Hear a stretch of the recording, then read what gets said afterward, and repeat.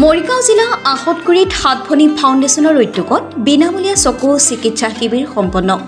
মৰিগাঁও জিলাৰ অন্তৰ্গত সাহিত্যৰথী লক্ষ্মীনাথ বেজবৰুৱা উপজা ভূমি আহতগুৰিত অসমৰ অন্যতম স্বেচ্ছাসেৱী সংগঠন হাতভনী ফাউণ্ডেশ্যনৰ উদ্যোগত আৰু শ্ৰী শংকৰদেৱ নেত্ৰালয়ৰ সহযোগত নেত্ৰালয়ৰ অভিজ্ঞ চিকিৎসকৰ দ্বাৰা বিনামূলীয়া চকু চিকিৎসা শিবিৰ আজি দিনজোৰা কাৰ্যসূচীৰে আহতগুৰি চাৰিআলি শংকৰ গুৰু কীৰ্তন ঘৰ আৰু নাটঘৰ প্ৰাংগণত অনুষ্ঠিত কৰা হয়।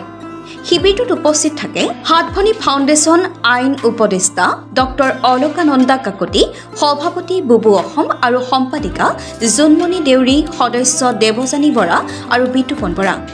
নেত্ৰালয়ৰ প্ৰাঞ্জিত দাসৰ তত্বাৱধানত বিনামূলীয়া চকু চিকিৎসা সেৱা, চানিগুৰা ৰোগীৰ বিনামূলীয়া অস্ত্ৰোপচাৰৰ সময়ত বিনামূলীয়া যাতায়াতত ব্যৱস্থাৰ সুবিধা সংলগ্নৰে বিনামূলীয়া চকু চিকিৎসা শিবিৰটো অনুষ্ঠিত কৰা হৈছে বুলি জানিবলৈ দিয়ে হাতভনী ফাউণ্ডেশ্যনৰ সম্পাদিকা জোনমণি দেউৰীয়ে। উক্ত শিবিৰত অঞ্চলটোৰ শতাধিক লোকে চকু চিকিৎসাৰ সুবিধা গ্ৰহণ কৰে। বিনামূলীয়া শিবিৰটিত অঞ্চলটোৰ জনসাধাৰণ আপ্লুত হোৱাৰ লগতে বিশেষভাৱে উপকৃত হৈছে বুলি জানিব পৰা গৈছে।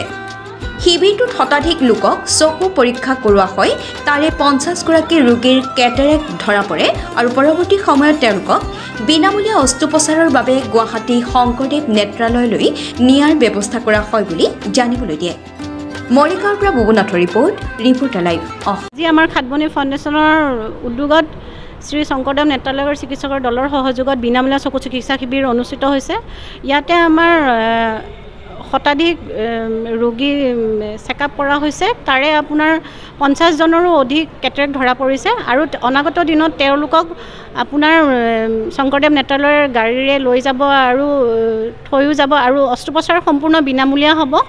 আৰু আমাৰ তাৰিখটো এতিয়ালৈকে তেওঁলোকে জনোৱা নাই। আমাৰ সদৌ শেষত আমাৰ পেজৰ জৰিয়তে তাৰিখটো জনোৱা হ'ব আৰু আমাৰ আহতগুৰি অঞ্চলবাসীক কৃতজ্ঞতা জ্ঞাপন কৰিছোঁ। তেওঁলোকৰ বিপুল সঁহাৰি আমি লাভ কৰিছোঁ। অনাগত দিনতো আমাৰ হাতভনী ফাউণ্ডেশ্যন আৰ্তজনৰ কাষত সদায় থিয় হ'ব আৰু এনেকুৱা ভিতৰুৱা অঞ্চলবিলাকত আমি সদায় চকু চিকিৎসাৰ শিবিৰ কৰিবলৈ চেষ্টা কৰিম।